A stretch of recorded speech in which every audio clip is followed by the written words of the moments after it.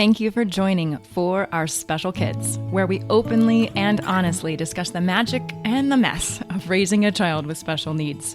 We are thrilled to have you here and hope this time provides you with some wonder and wisdom. I'm your host, Jennifer Lansing. Let's get started.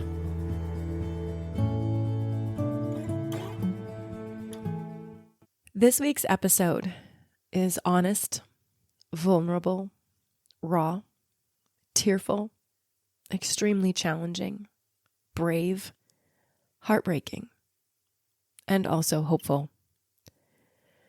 Lee Tonks joins us today. Lee's originally from London, England, and has lived in the U.S. for 30 years, first in Colorado, then Vegas, and for the last 25 years in Los Angeles.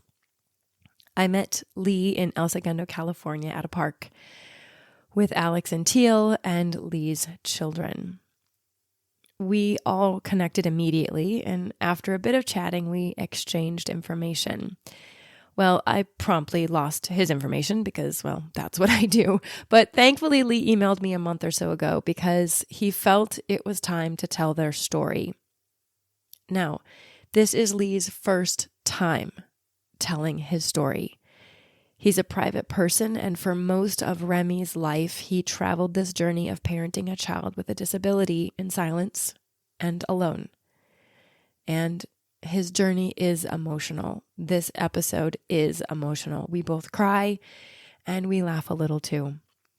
But a lot of what Lee shares is brutally honest. At times, I actually cringed at some of his experiences. My heart just felt the tug of sorrow and grief and frustration and stress. So this episode might be really hard for some of you to listen to, but I really encourage you to take the necessary time to hear Lee, understand his journey, and know that if you're going through a similar situation, there is hope. As Lee says towards the end of our discussion, I'd give it all up to have her back. Thank you for listening. I hope you know you aren't alone. Please let me know if this episode helped you feel a little more connected to our community of parents and children. Please let me know if it helped you breathe a little easier. Thanks. Traveling with a child with special needs adds a whole nother level of difficulty. Every now and then you come across that person that just gets it and they're cool and they walk to the front of the line and they're right. You know, there's more people that aren't right than are right. And you get those people where you go up and you say, hey, look, my child's got special needs. She'll be good in this line for about 5 minutes, but then it's going to kick off. And it would really help us if you could get us through this. And, you know, you get some guy that just says, well, yeah, sorry, you're going to have to wait. And I would typically say, listen, I'm okay with that because I've done this for enough years. But let me tell you something, when it kicks off, you're going to know about it. And so will everybody else around us. So I'm going to suggest you find someone that can bring us through, because if not, this is about to get really messy in about 15 minutes. And sometimes it works and sometimes it's like it just doesn't work and there's nothing they're going to do. I get it. And I'm sure they're like, oh, well, all kids lose it. You're like, no. Yeah, right, There's a difference between a neurotypical kid losing it and my child who's spicy neurotypical, or, you know, however you want to talk about it. So what happens then in the aftermath? Like, does that person go, oh, crap? Very often. And then I'll go back up and I'll just say, look, man, come on, you see this? She starts lashing out. She's hitting. You don't know who she's going to lash out at as well. You know what I mean? You know, often we can, but sometimes like, nah. I mean, some countries, like you go to some countries and it's like they're very much more family oriented and they're better. But, you know, you go somewhere like Paris, it's like they're not going to help. The thing with Remy is if you looked at her from a distance, you might not know that something's wrong initially because she can walk and she doesn't have a lot of the telltale signs. If you watch for 1 minute, you'll see. And then you see the behavior and then it's like you'll get it. But so it's like very often we can just look like people that are just trying to jump the line. That's what I'm thinking in my head. Whomever you're chatting with that doesn't have compassion or empathy is simply saying, oh, you're being a dick and you just want to cut the line with your child. I mean, I know that as my compassion lowers, because then I'm irritated, right? Like, I'm not trying to cut the line, man. Like, I'm trying to make this a good experience for everyone around us. I'm actually looking out for you and for everyone else. Then I get more anxious, and then I start getting shorter. I can hear you doing it too. Like, it's that real concept of what happens when we're feeling like we're trying to help and yet you're not understanding what I'm saying. She actually got better with years. There was periods where it was awful. We were on a plane to Paris and it was long, and Remy was tough at making noise, and there was a French couple behind us from Paris, and they were talking a whole load of nonsense. And my wife at the time was born in France, so she understood everything. And at one point, the woman leaned over, and my ex had already understood that she was talking a whole load of nastiness, and the woman leaned over and said, "Excuse me, you can do something with your child to quieten her." I was like, "No, can you? Do you know something I don't?" Yeah. But for me personally, I've been through so much worse with her. For some people, it's like, walking out and having your child do something that's socially unacceptable, like walking around screaming in a supermarket. People look at you like you're some kind of bad parent. So I absolutely refuse to allow, and I did even from day one, I refused to allow those type of people to affect me in a way or to make me feel a certain way. The way I looked at it was, if it's your problem. If you don't have compassion, it's a you problem. Yeah. But it's a you problem. Yeah, it's a problem with them. And I would kind of, pretty thick skin. So just kind of, just part of it. And he got to the point where it's like, yeah, whatever. You got a problem with that? Okay, that's a you problem. It's not a me problem. I know what it is. If you don't have compassion for those in our society who need the most help, then what's wrong with you? And I would just leave it like that. I was chatting about that with someone the other day. Every child that comes in that is challenging us to look differently at this world, Yeah. they are here to help us evolve. Mm-hmm. We're the ones who have to evolve. Like, I have to see with more compassion. I have to feel with more love and acceptance and understanding because of Teal. Yeah. And that's what Remy did for you. I'm assuming, because I I don't I can guarantee you I wasn't ever the parent or person that would side eye a child or family that was having trouble. Like, I just wouldn't. I would often, way before children, say, "How can I help? Mm-hmm. How can I help?" Or Yeah. "Can I just take that bag for you?" I've also learned that one. How about this? It's so much easier for someone to say, "Let me take that bag and put it up for you. Let me push that cart for you," than "How can I help?" Yeah. Don't you know that? Like, when they give you a solution and you're like, "Yes, you can take the bag." But if someone says, "How can I help?" I'm always like, I'm Right. fine. There's nothing you can do. Yeah. You feel like there's nothing you can do because no one else quite understands that she's going to spit at you and she's going to hurt you. And it's like, I mean, we've had people call the police. Calling the police was like so commonplace. You go to a park and someone will call the police because she's on a swing, and it's at the top of her voice, she's screaming out like profanity. I had one family call the police, and when the police got here, I walked over and I said, "Oh, I guess you're here for my child." And they were like, "Oh, yeah, we had a complaint. There was this person screaming." And the family that complained said, we, she's screaming and it's not really appropriate because my children are around. So they said, "What do we tell our children?" And I said, "Well, what you tell your children is that not everyone in society is the same. And you teach them that they need to have a little bit of understanding. And that way they'll be better people. So they won't call the police.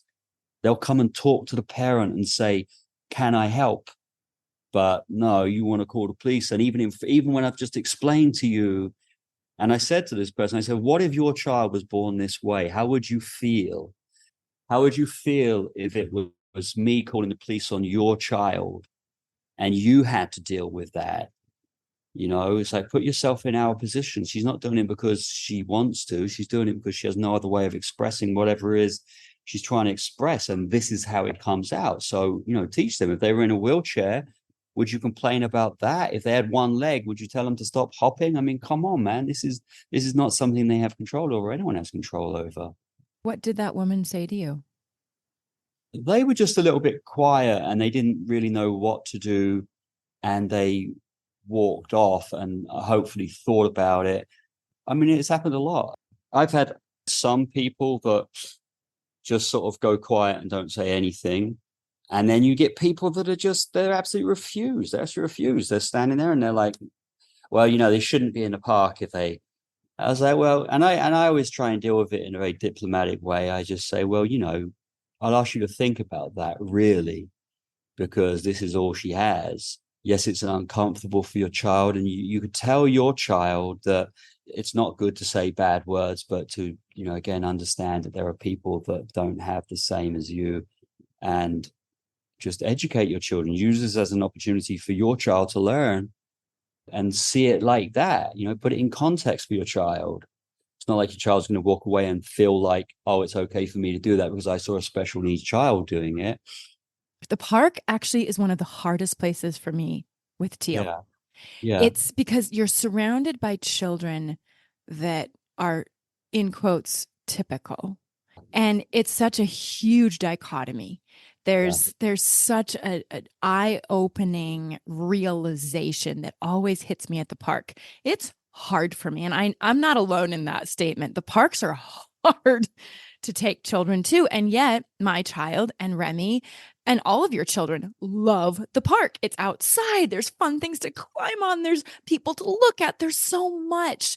The breeze, even just caressing your cheeks, like that's beautiful. And yet, I heard a little girl say, why doesn't she walk right? Right. Yeah. And yeah. And I always sit there and go, well, there's an opportunity. Mm. There's no one right way to walk. Who defined the right way to walk? Or why is she screaming? Well, because she's using her voice. There's so many unique ways to approach a situation. And yet I'm blessed because I am being forced to look at this world through very different glasses. Yeah. No, no one prepares you. No one prepares you for that. I mean, who could have thought that this would be your life?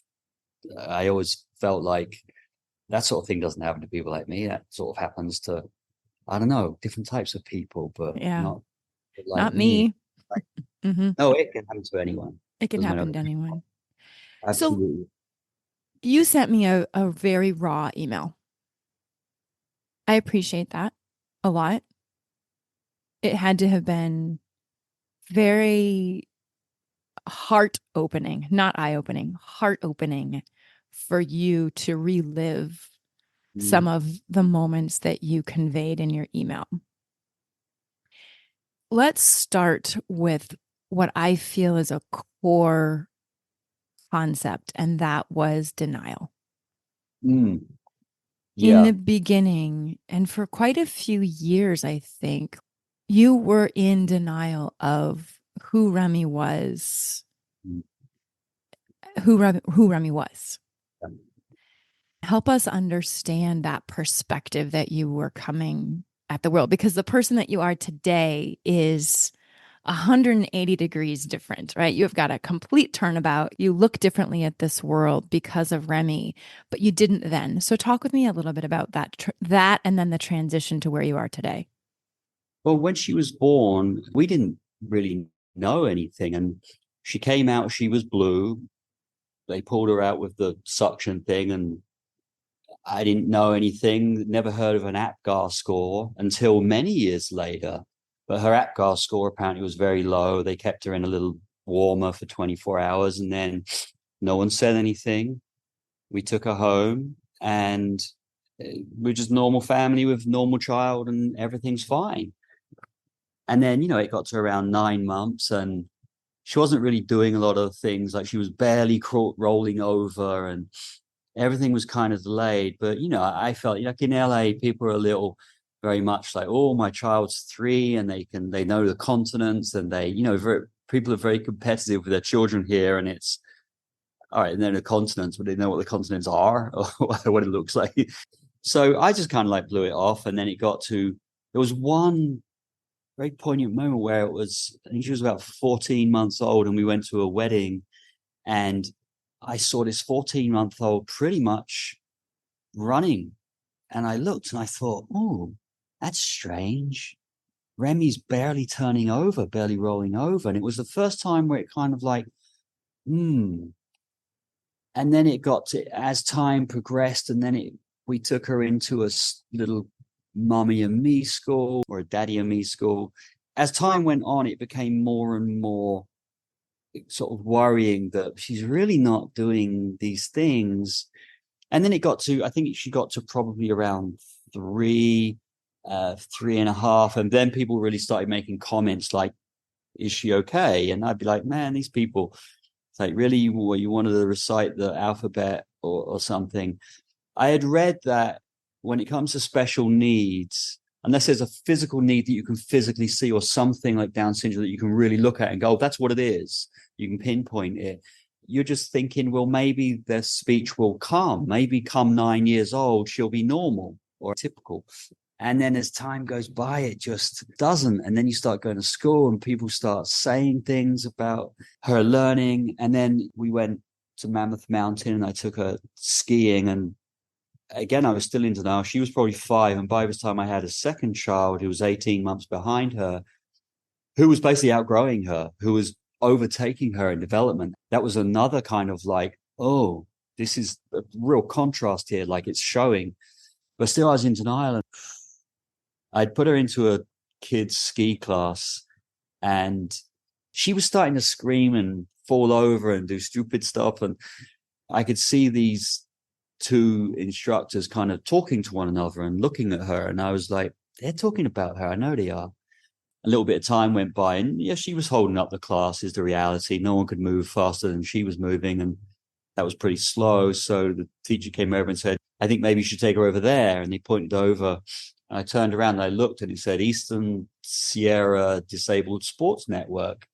And it was just sort of like, she was at that age now, probably 5, where it was just undeniable. And it was, these complete strangers knew it and I didn't know it. And I, like, with my heart on my sleeve, I walked across with her and I walked in, and a lady named Kathy Copeland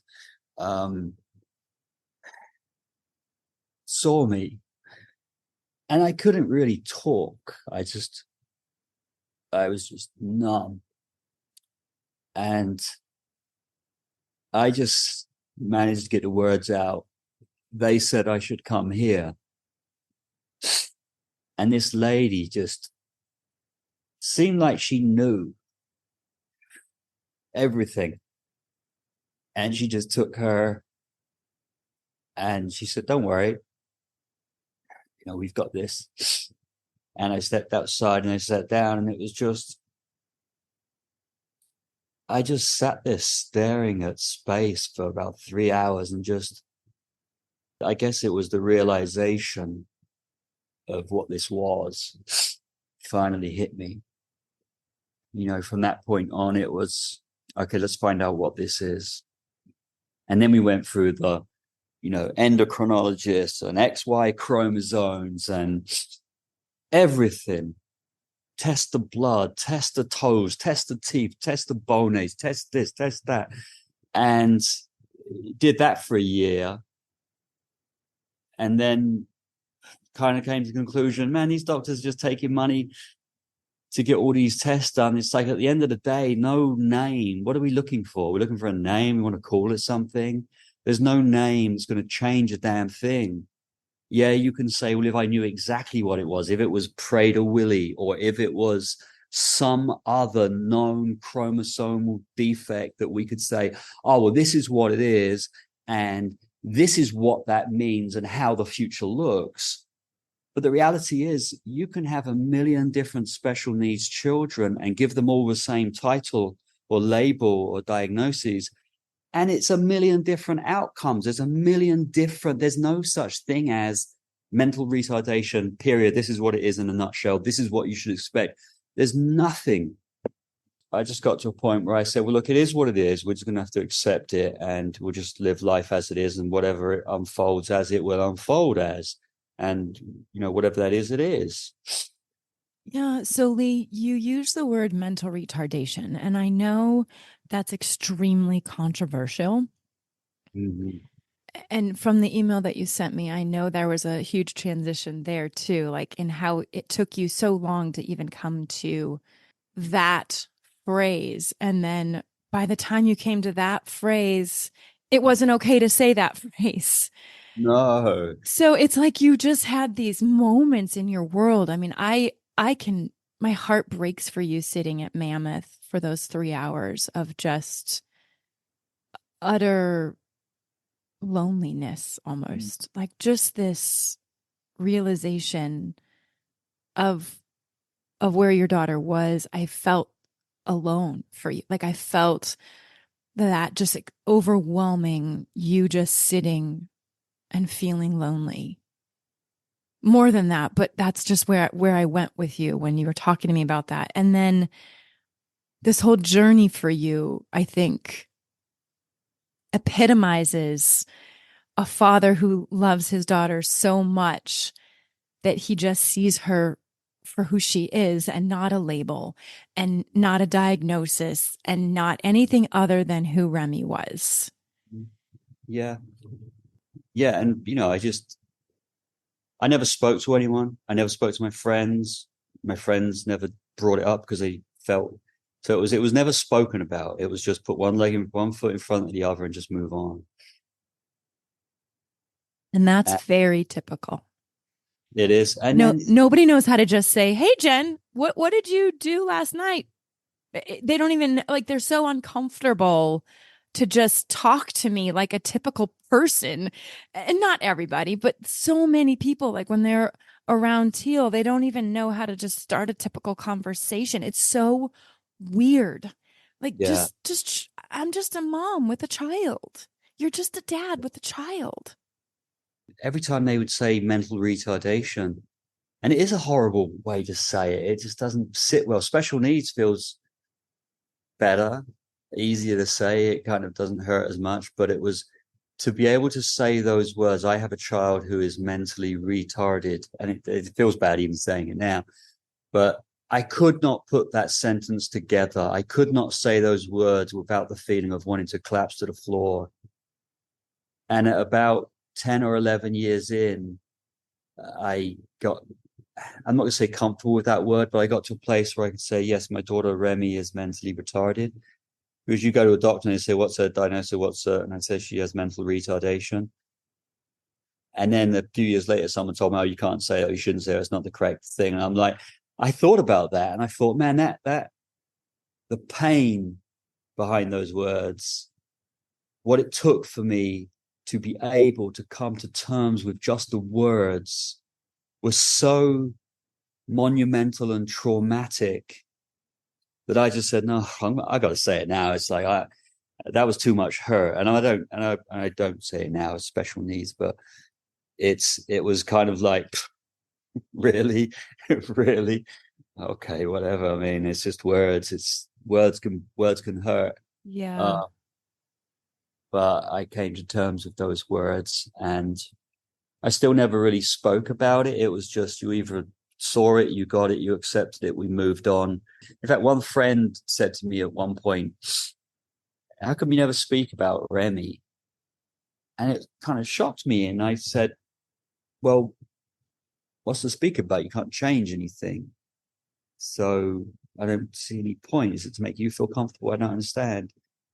And I thought about that afterwards. I don't ever say to my friends, oh God, my kid's got special needs and this is it and this and this and this. It just never seemed like there was any point in doing that.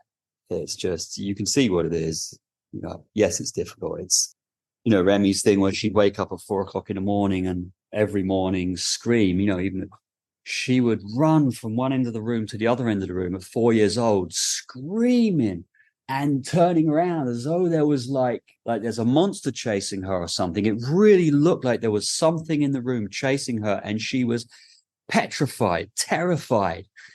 And it's like, what do you do? There's nothing you can do. You can hold them and you can, but even when they're holding and then they lash out and, and then she started to get bigger. And I got to tell you, I know there are parents that would be absolutely shamed to say this, but there are moments where I fucking hated her. Yeah. Love that honesty, Lee. Seriously. I know everyone feels the same. There's moments where you just want them to just go away and just fucking leave you alone. And she would get you to the point where it was, you can't take any more. And you'd be a helpless feeling of just like, look, please. And then she'd spit in your face or hit you. And it would just be like, come on, man. I know you don't get everything, but surely you can get where I'm at. And then at this lowest point, you're going to hit me or spit at me. It's like, which is why I never wanted to leave her with anybody, because I know how I felt. Now that's not your child, and that person can take you to your lowest point and then do some more. And no, I'm not going to trust anyone with that. And I know that this is a concept for most special needs parents, is that fear of, well, what about when they're at the mercy of strangers? Do I really have that much faith in humanity and in the fact that there will be good people to look after her? No. But in an ideal world, I hope that maybe she would die a few months before me. And that way I wouldn't have to leave her. I didn't expect she'd die at 21 years old. She died on April the 2nd. But the fear of her being left to strangers it was haunting. That fear of having to trust strangers with my child. Absolutely haunting. In fact, it's the main reason I had a third child, because Remy was born, and then 18 months later, her sister was born. And it felt like there was such a burden for the sister. I thought, well, if we have another child, there'll be a third, and there's a 10-year gap. But I felt like if I have another child, that will split the burden between two people. And that was, he doesn't know that, but that was a big part of having a third child, was somebody split that across, because the fear of, people not doing well and not looking after her, or getting to the end of their tether and snapping at her or hurting her or being mean to her. That was just way too much. When that moment happens, when you are at your lowest, and then they add fuel to the fire, she spits at you or she hits you. One, people are listening thinking, oh my gosh, he's telling my story.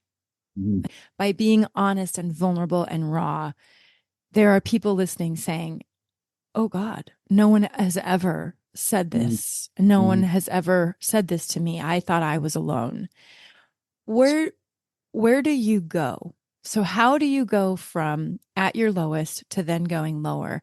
How do you then come out of that? So for people that are listening, what did you do to help you in those moments? I would do my best to get away from her. Mm-hmm. You're at your lowest point. There's times when I've pulled up and I've said, right, get out. She can understand. Her receptive or comprehensive language was much better than verbal or expressive. I'd kick her out the car. I'd get her out the car. I'd leave her on the side, and I'd say, right, I'm going. I'm not doing this anymore. And okay, we're not encouraging that for like a 4-year-old. We're not encouraging that. No. Let's just be really clear. If someone's listening, no, you're not going to leave your 9-month-old on the curb. No. Okay. she'd be like 14 years old at this point. And I wouldn't actually leave her. I just threatened to leave her. And she'll get back in the car, and then I'll start driving, and then she'll hit me on the back of the head. And I'm like, oh, Jesus Christ. And you get home, and then you feel like the crappiest parent on earth, and the crappiest person on earth, and the guilt you have for doing that, but the feeling of, well, I don't know what else to do. I don't know how else to.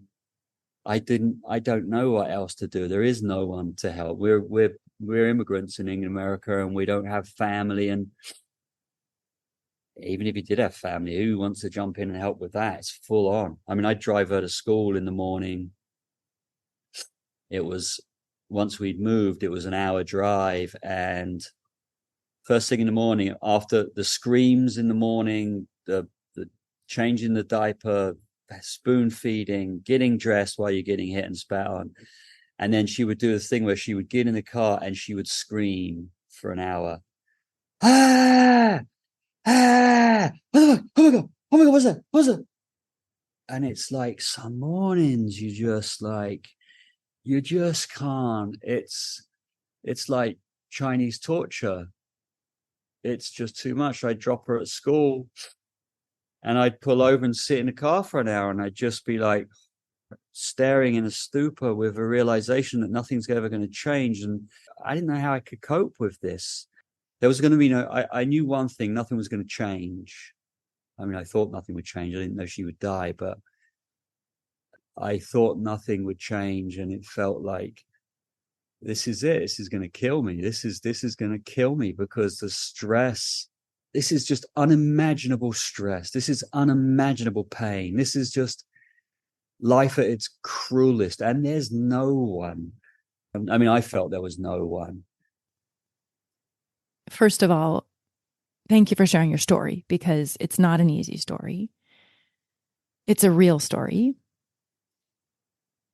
And yet there were moments when you got to see the love that Remy had for you. And those moments are precious, especially now that she's gone. But walk me through a few of those bright moments when you're in it and it's so much more than messy. It's debilitating. It's stressful, beyond stressful. People don't even know the stress of that 1 hour car ride. Like, people don't even have any idea unless they're living it. Yeah. And yet those glimmering little drops of magic that came through meant everything. Yeah. Oh, they were, there's a few things, we never knew what was being communicated with Remy a lot of the time, but laughter was one of those things that it's pure. When you really laugh with someone, and you feel it in your soul, I know that I'm communicating with you on the same level. We are on the same page at that moment. And there were times when she would do some things that were really funny. I mean, some of them were inappropriate. Like she'd walk along and we go down Venice Boardwalk and she'd always greet people, hi, hi, hi. And then some would say, oh, hello. And she'd, fuck you.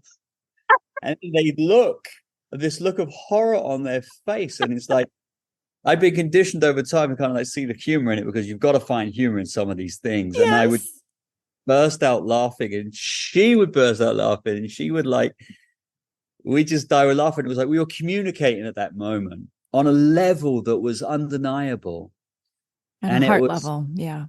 And that was beautiful. And then there'd be the odd moment where, there were certain things that she would love. She would love going out on the ocean. I had a boat and I'd take her out on the ocean. She'd just sit, I had this reclining chair and she'd sit on the bow and I just cruise along to Catalina Island and she'd just sit there and she'd just be at one. The sensory of feeling that wind and the visuals of the dolphins and the birds, and just, it was one of the times in her life where she was really in an element that was beautiful. And I think I sent you one photograph of her where she's cuddling me, and it's just, when you feel that love, it's just, special needs children, when you have laughter and you have love with them, it's so much more precious because it's so few and far between. I'm sure people can identify or feel this, but it's like when you have those moments, special needs children, there's no other relationship quite like that relationship with them. Your other children, it's different. It's a special love. It's special needs and it's special love, and it's just very special. And those little tender moments, and you just look and you think, oh God, all the stuff all of the bad things and all of that, they can just make it all feel worth it in just that little one tender moment. It means so much. Yeah, it was tough. It was really difficult, and there was no end in sight, at least none that I would have wanted. But in all honesty, life is easier in the sense of not having to exist in a special world. Now I'd give it all up for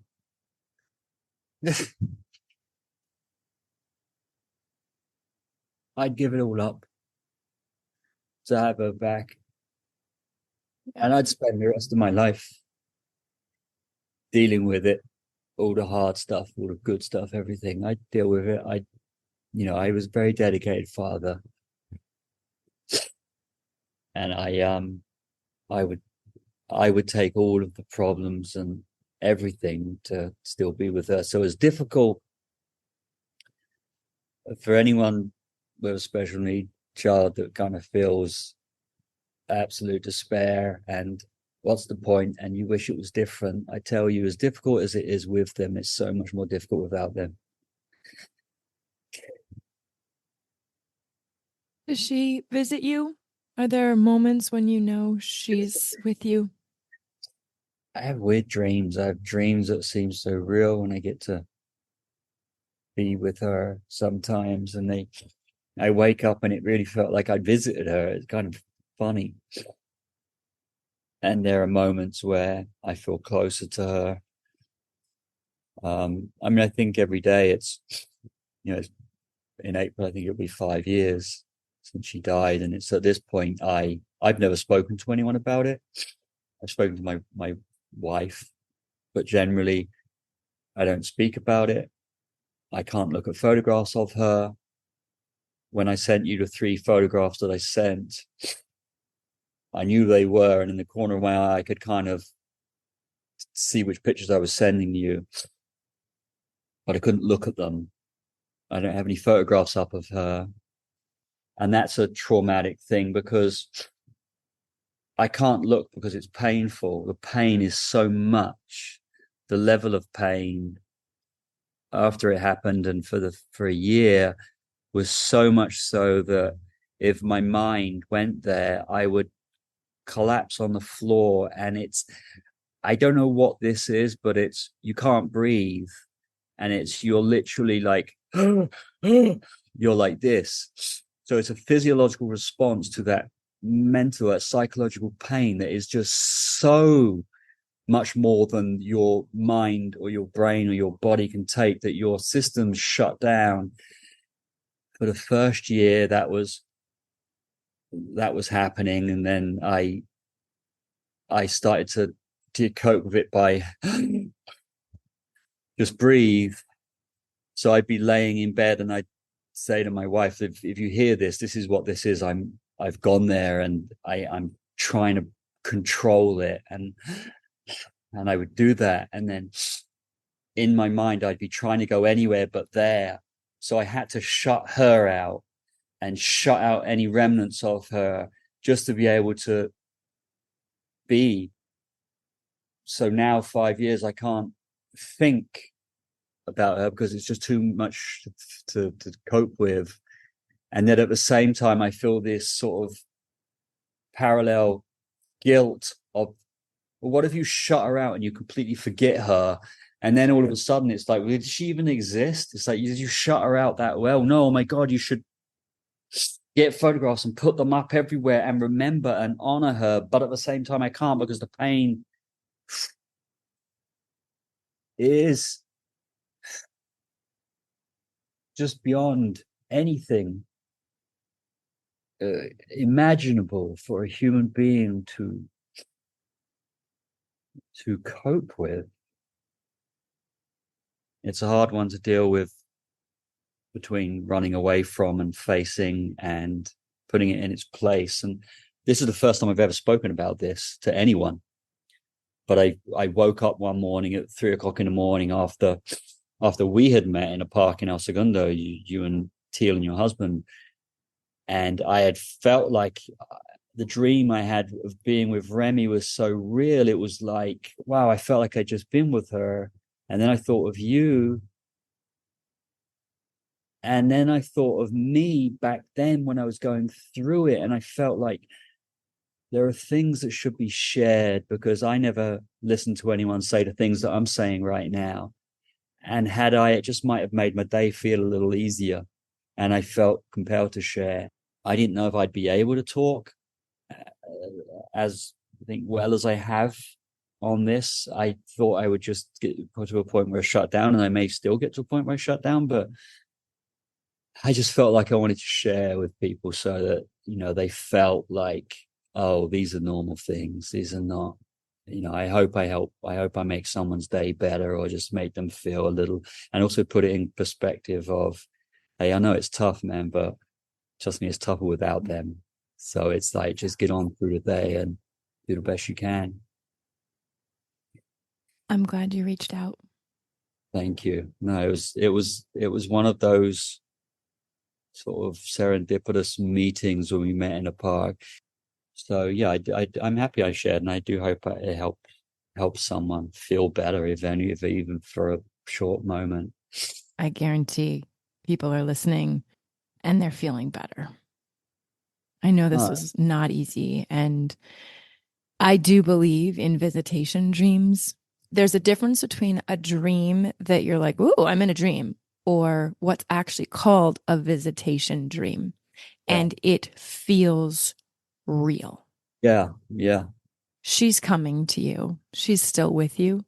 And to be so bold to say she desperately hopes that one day you can put some photos out and smile with her again.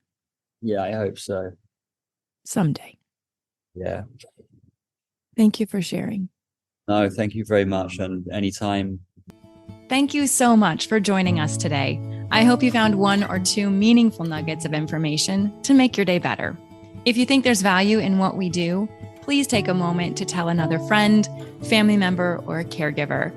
We'd love to hear from you at forourspecialkids@gmail.com. You can send in a question, a comment, a topic that you'd like to learn more about, or if you'd like us to highlight a certain person, please send that information to us. It makes our show so much better and so much more valuable for you.